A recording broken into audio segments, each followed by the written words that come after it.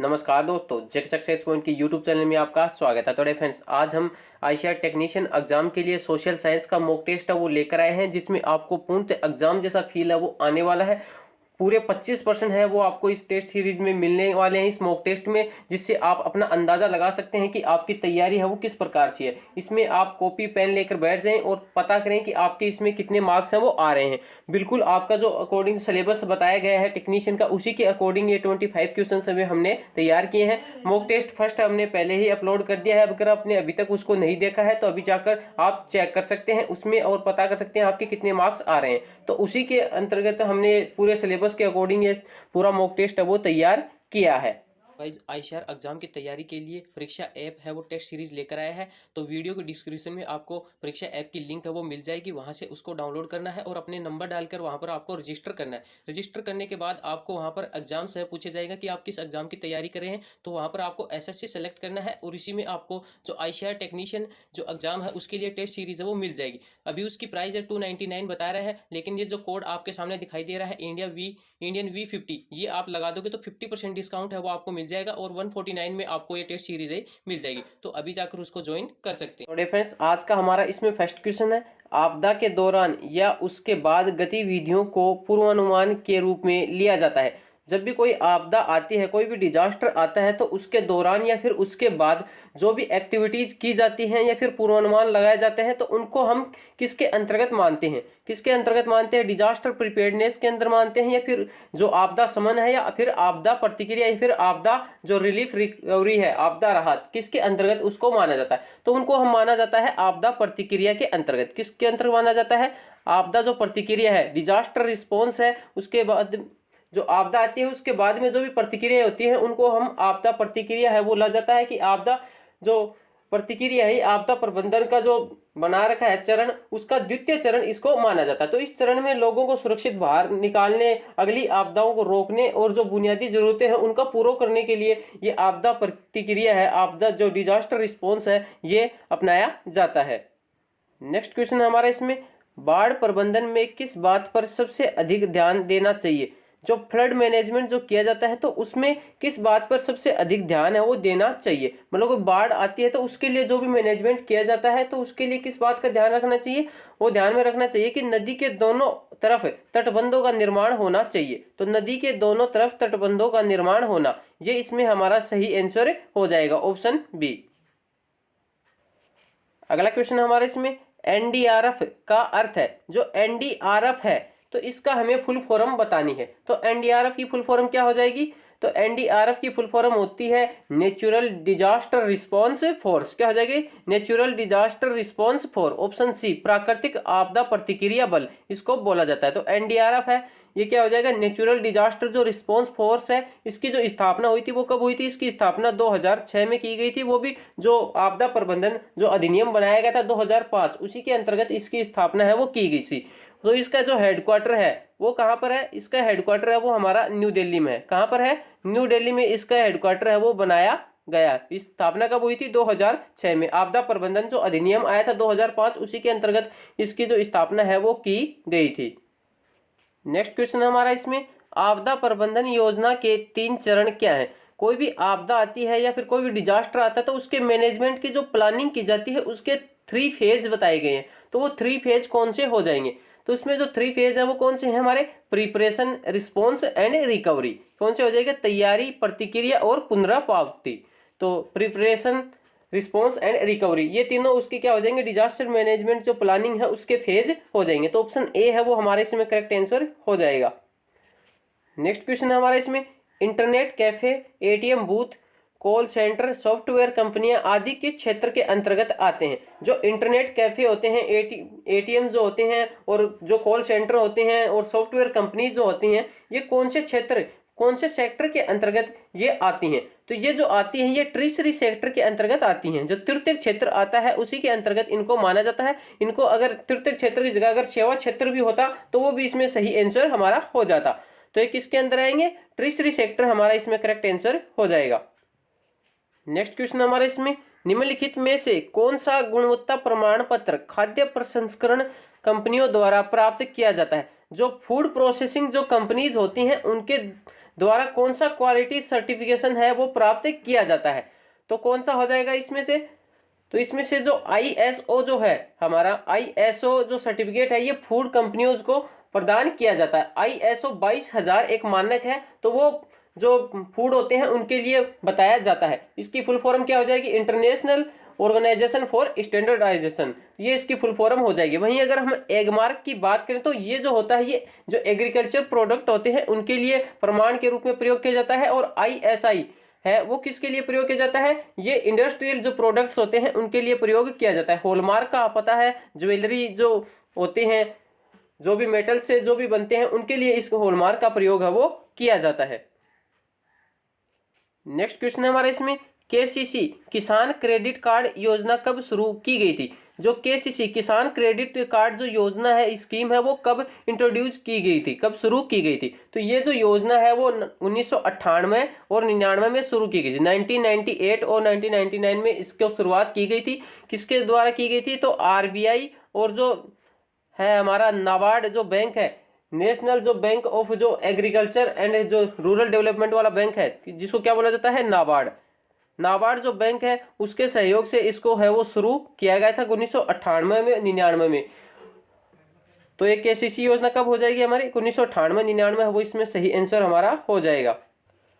Next question है हमारा इसमें, इटली के बिस्मार्क के रूप में किसे जाना जाता है। जो बिस्मार्क ऑफ इटली के नाम से किसको जाना जाता है, तो इटली के बिस्मार्क के नाम से जाना जाता है काउंट का जो कैमिलो डे कावूर है उसको जाना जाता है। तो केवोर है वो इसमें हमारा सही आंसर हो जाएगा, ऑप्शन सी केवोर, ये इसमें सही आंसर हो जाएगा। इसको इटली का बिस्मार्क के नाम से भी जाना जाता है क्योंकि इटली में जो एकीकरण का काम किया था वो इसी ने किया था, और जो ग्यूसेप मेजिनी है उन दोनों ने मिलकर ये काम किया था। तो इसको है बिस्मार्क ऑफ इटली है वो केवोर को जाना जाता है।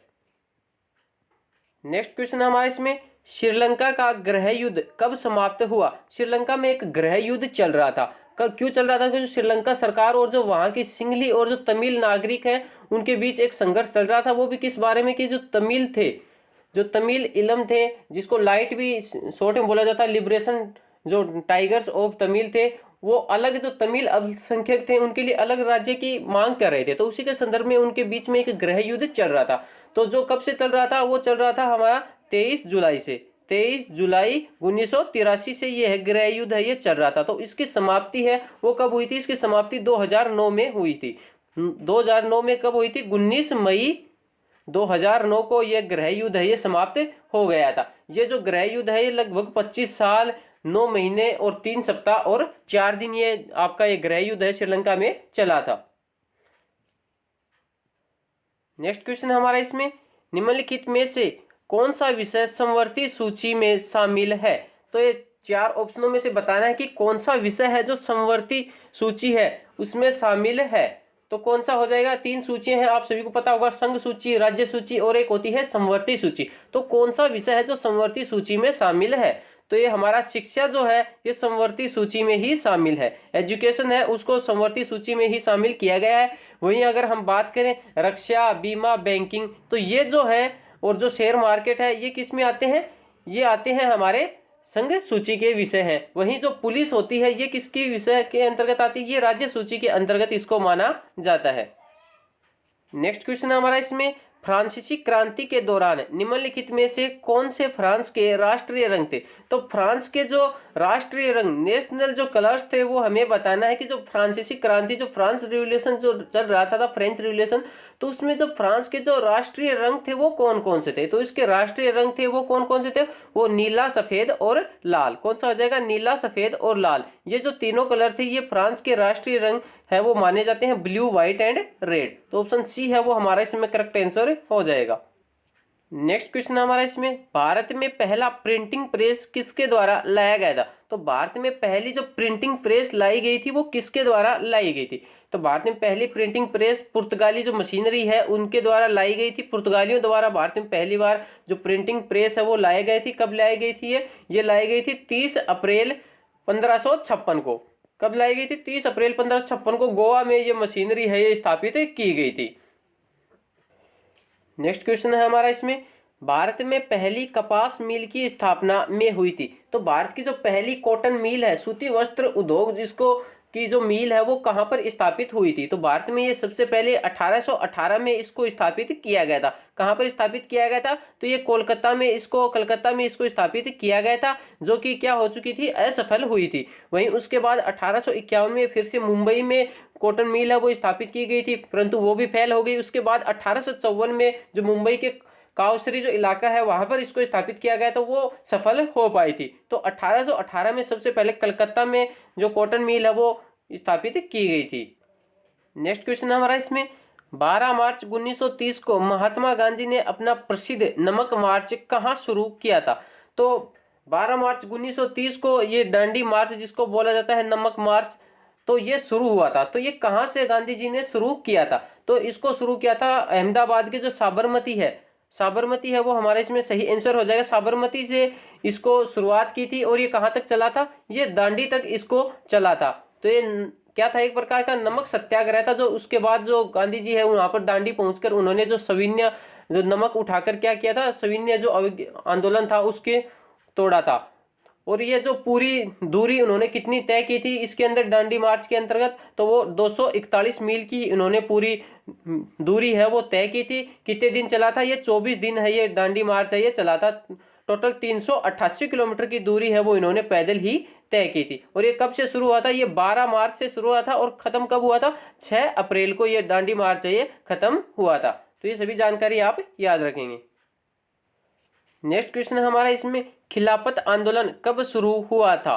तो खिलाफत जो आंदोलन था, खिलाफत मूवमेंट है वो भारत में कब शुरू हुआ था? तो ये भारत में शुरू हुआ था ये 1919 में। कब हुआ था? 1919 में ये शुरू हुआ था, क्योंकि ये मूलतः, वैसे तो इससे भारत में कोई लेना देना नहीं था, ये मूलतः ब्रिटिश और तुर्की के जो शिवर्स की संधि हुई थी उसके बाद इसको शुरू किया गया था। तुर्की में जो सम्राट था या फिर वहाँ का जो किंग था उसी के अंतर्गत वहाँ पर उनके जो शक्तियाँ हैं वो समाप्त करने के संदर्भ में ये आंदोलन है वो शुरू किया गया था।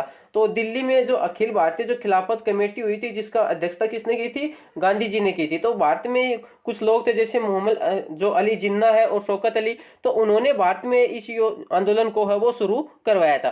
तो ये कब शुरू हुआ था? 1919 में ये शुरू हुआ था। नेक्स्ट क्वेश्चन है हमारा इसमें, वियना कांग्रेस किस वर्ष में आयोजित की गई थी? तो वियना कांग्रेस या फिर इसको बोला जाता है वियना की संधि, वो कब हुई थी? तो ये वियना कांग्रेस एक प्रकार की ये वहाँ पर कांग्रेस हुई थी, लोगों की एक संगठन बन गया था वहाँ पर पूरा। तो ये कहाँ पर आयोजित, कब? वियना में तो ये आयोजित हुई थी। और कब आयोजित हुई थी? ये हुई थी हमारी 1815 में ये आयोजित हुई थी। क्यों हुई थी? ब्रिटेन, रूस, पर्शिया व ऑस्ट्रिया थे वहाँ पर यूरोप की नई रेखा जो रूपरेखा है वो बनाने के लिए इसको वियना में एक मीटिंग है वो आयोजित की गई थी, जिसका जो नेतृत्व है वो किसने किया था? जो ऑस्ट्रिया के जो चांसलर थे ड्यूक मेटरनिक, उन्होंने इसका है वो अध्यक्ष था और इसको लीड किया था। तो ये 1815 में वियना कांग्रेस या वियना की संधि है ये हुई थी। नेक्स्ट क्वेश्चन है हमारा इसमें, निम्नलिखित में से कौन सा एक समकालीन दुनिया में सरकार का सबसे बड़ा सबसे लोकप्रिय रूप है? मतलब आजकल की जो कंटेम्प्रेरी वर्ल्ड चल रहा है उसमें जो सरकार का कौन सा रूप है वो सबसे अच्छा रूप है ये पूछा गया है। तो सरकार का सबसे अच्छा रूप जिसको माना जाता है वो माना जाता है लोकतंत्र को, डेमोक्रेसी को। क्योंकि डेमोक्रेसी के अंदर जो जनता है वो अपना प्रतिनिधित्व है अपना खुद चुनती है, चुनाव के द्वारा अपना प्रतिनिधित्व है वो चुनती है। तो लोकतंत्र है वो इसमें हमारा सही आंसर हो जाएगा। नेक्स्ट क्वेश्चन हमारा इसमें, संविधान सभा ने संविधान को कब अपनाया था? जो संविधान सभा कॉन्स्टिट्यूशनल जो असेंबली जो बनी थी उसने जो कॉन्स्टिट्यूशन है हमारा संविधान है उसको कब अपनाया था? तो इसने अपनाया था 26 नवंबर 1949 को। कब अपनाया था? 26 नवंबर 1949 को हमारे संविधान को अपनाया गया था। वहीं इसको पूर्णतः लागू कब किया गया था? ये 26 जनवरी 1950 को लागू हो गया था। तो ऑप्शन ए है वो हमारा इसमें सही आंसर हो जाएगा। नेक्स्ट क्वेश्चन है हमारा इसमें, 2011 की जनगणना के अनुसार भारत की महिला साक्षरता दर कितनी थी? 2011 की जो सेंसस हुई थी, जनगणना हुई थी, तो उसमें जो महिलाओं की लिटरेसी रेट है वो हमें बतानी है। तो 2011 की जनगणना के अनुसार भारत की जो महिला साक्षरता दर थी वो लगभग 65% थी। कितनी हो जाएगी? 65% है वो महिलाओं की जनसंख्या जो साक्षरता दर थी वो थी। तो एनसीईआरटी के अंतर्गत बात करें तो वो लगभग कितनी थी? 64.6% है वो एनसीईआरटी की बुक में बताया गया है। वहीं अगर भारत की टोटल जो लिटरेसी रेट की बात करें, पूर्ण साक्षरता दर की बात करें, तो 2011 की जनगणना के अनुसार वो 73% है वो एनसीईआरटी बुक में बताया गया है। मेल्स की बात करें तो इसमें 80.9% है वो इसमें बताया गया है। तो ये जानकारी है, आप याद रखेंगे, एग्जाम में कौन सा भी क्वेश्चन है वो इसमें पूछा जा सकता है। अगला क्वेश्चन है हमारा इसमें, बीजेपी की स्थापना कब हुई थी? तो भारतीय जनता पार्टी, जिसको क्या बोला जाता है, बीजेपी, तो इसकी स्थापना हुई थी वो कब हुई थी? तो इसकी जो स्थापना हुई थी वो हुई थी 6 अप्रैल, कब हुई थी? 6 अप्रैल 1980 को। 6 अप्रैल 1980 को भारतीय जनता पार्टी की स्थापना वो की गई थी। मूलतः तो इसकी स्थापना है वो जो श्यामा प्रसाद मुखर्जी की जो पार्टी थी, कौन सी पार्टी थी? जो भारतीय जनसंघ था, आरएसएस, उसी के अंतर्गत इसको मानी जाती है, जिसकी स्थापना है वो श्यामा प्रसाद मुखर्जी ने कब की थी? 1951 में की जाती। तो मूलतः ये उसी की पार्टी की ही देन है। लेकिन इसको अगर हम अलग से बात करें तो 1980 में जो अटल बिहारी वाजपेयी है, उनके अस्तित्व में संस्थापक इनको मूल है वो माना जाता है, बीजेपी का मूल संस्थापक है वो अटल बिहारी वाजपेयी को माना जाता है। 6 अप्रैल 1980 को इसकी स्थापना है वो इन्होंने की थी। तो ऑप्शन सी है वो हमारा इसमें सही हो जाएगा। नेक्स्ट क्वेश्चन है हमारा इसमें, जापान के हिरोशिमा पर परमाणु बम गिराने वाला देश था। तो जापान के हिरोशिमा पर परमाणु बम है वो गिरवाया गया था। तो वो कौन से देश ने गिरवाया था? तो ये गिराया था अमेरिका ने। किसने? अमेरिका ने। वहां पर जो सेकेंड वर्ल्ड वार चल रहा था उसी के अंतर्गत उन्होंने ये परमाणु बम है ये जापान के ऊपर गिराया था। कब गिराया था? डेट भी याद रखेंगे आप, 6 अगस्त। कब? 6 अगस्त 1945 को जापान के जो हिरोशिमा शहर है वहां पर परमाणु बम है वो गिराया गया था, जिस परमाणु बम का नाम क्या था? Little boy. वहीं उसी के 3 दिन बाद 9 अगस्त को, कब? 9 अगस्त को जो जापान का जो दूसरा शहर था जिसका नाम क्या था? नागासाकी, वहां पर एक फैट मैन नाम का एक परमाणु बम है वो गिराया गया था। तो लगातार 2 परमाणु बम है वो जापान पर गिरवाए गए थे। नेक्स्ट क्वेश्चन हमारा इसमें, इंपीरियल वन अनुसंधान संस्थान की स्थापना में की गई थी। जो इंपीरियल वन अनुसंधान संस्थान है, इंपीरियल फॉरेस्ट रिसर्च जो इंस्टीट्यूट है, उसकी स्थापना है वो, इसकी स्थापना 1906 में की गई थी। कब की गई थी? 1906 में तो इसकी स्थापना है वो की गई थी। कहां पर की गई थी? तो इसकी स्थापना है वो देहरादून में की गई थी। कहां पर की गई थी? देहरादून में इसकी स्थापना है वो की गई थी। वर्तमान में जो इंपीरियल नाम इसका हटा दिया गया क्योंकि ब्रिटिश साम्राज्य में स्थापित हुआ था, उस समय इसका नाम इंपीरियल वन अनुसंधान संस्थान बनाया गया था। वर्तमान में वन अनुसंधान संस्थान है वो भी देहरादून में ही स्थित है। तो ऑप्शन सी देहरादून है वो हमारा इसमें करेक्ट आंसर हो जाएगा। नेक्स्ट क्वेश्चन है हमारा इसमें, यंग इटली क्या था? यंग इटली क्या था ये हमें बताना। तो यंग इटली एक क्या था? गुप्त संगठन या फिर संस्था थी। क्या हो जाएगी? एक गुप्त संगठन या संस्था थी जिसकी स्थापना हुई थी वो 1831 में की गई थी। 1831 में जो ग्यूसेप मेजिनी है उसने इसकी स्थापना है वो की थी। फ्रांस के जो मार्सिलेज शहर है वहां पर इसकी स्थापना है वो की गई थी। जो ग्यूसेप मेजिनी है उसी ने इटली में क्रांति लाने का श्रेय है वो दिया जाता है इटली के लोगों के बीच में। और इसका मुख्य उद्देश्य क्या था कि इटली के जो लोग हैं उनके बीच में राष्ट्रीय चेतना और जो जन जागरण है वो पैदा करना, साथ में उनका क्या है? एकीकरण करना, ये उसका मुख्य उद्देश्य था। नेक्स्ट क्वेश्चन है हमारा इसमें, भारत के मुख्य चुनाव आयुक्त। तो इसमें CCE नहीं आएगा, ये आएगा CEC। क्या हो जाएगा? CEC इसको बोला जाता है चीफ इलेक्शन कमीशन। तो भारत का जो मुख्य चुनाव आयुक्त है उसकी नियुक्ति है वो कौन करता है? तो इसकी नियुक्ति है वो भारत के राष्ट्रपति द्वारा की जाती है। किसके द्वारा की जाती है? भारत के राष्ट्रपति, जो प्रेसिडेंट ऑफ इंडिया है वो इसकी नियुक्ति है वो करता है। और इसके जो कार्यकाल वो होता है वो कितना वर्ष का होता है? वो 6 वर्ष का इसका कार्यकाल होता है। 6 वर्ष या फिर अधिकतम 65 वर्ष की आयु तक इसका कार्यकाल है वो रहता है। वर्तमान में जो भारत का जो है मुख्य चुनाव आयुक्त वो कौन है? वो हो जाएंगे हमारे सुशील चंद्रा। तो इन्होंने शपथ कब ग्रहण की थी? तो 13 अप्रैल 2021 से ये कार्यरत है। वर्तमान में भारत के सुशील चंद्रा है, ये भारत के क्या है? मुख्य चुनाव आयुक्त है। और जो प्रथम जो भारत के मुख्य चुनाव आयुक्त थे वो कौन थे? वो थे सुकुमार सेन। और जो मुख्य चुनाव आयुक्त है तो इसके बारे में संविधान में कौन से अनुच्छेद में बताया गया है? तो अनुच्छेद 324 में बताया गया है कि भारत का एक क्या होगा? चुनाव आयोग या फिर चुनाव आयुक्त है वो, इसकी स्थापना है वो की जाएगी। तो अनुच्छेद 324 में इसके बारे में विवरण है वो बताया गया है। नेक्स्ट क्वेश्चन है हमारा इसमें, यदि कोई व्यक्ति आपदा से संबंधित झूठी सूचना फैलाता है तो उसके खिलाफ आपदा प्रबंधन अधिनियम की किस धारा के अनुरूप सजा का प्रावधान किया गया है? तो कोई व्यक्ति है आपदा या फिर डिजास्टर से रिलेटेड कोई भी अफवाह फैलाता है या फिर झूठी सूचनाएं फैलाता है तो आपदा प्रबंधन जो अधिनियम बनाया गया है, जो डिजास्टर मैनेजमेंट एक्ट बनाया गया है 2005 में, तो उसके अंतर्गत उसको किस धारा के अंतर्गत है वो सजा का प्रावधान किया गया है? तो उसकी जो धारा 54 है उसके अंतर्गत उसको 1 साल की सजा और जुर्माना है उसका है वो बताया गया है कि 1 साल की उसको सजा है वो बताया गया, 1 साल सजा का प्रावधान इसमें किया गया है। तो धारा 54 है वो इसमें हमारा सही आंसर हो जाएगा। तो डियर फ्रेंड्स, ये थे आज के हमारे मॉक टेस्ट से रिलेटेड कुछ 25 मोस्ट इंपोर्टेंट क्वेश्चंस। कमेंट करके जरूर बताएं कि आपके इसमें कितने क्वेश्चंस है वो बन रहे हैं। अगर आशा करते हैं आपको वीडियो पसंद आए तो प्लीज़ वीडियो को लाइक करें, कमेंट करें, अपने फ्रेंड्स में शेयर जरूर करें। अगर चैनल पहली बार आए तो चैनल को सब्सक्राइब जरूर करें। धन्यवाद।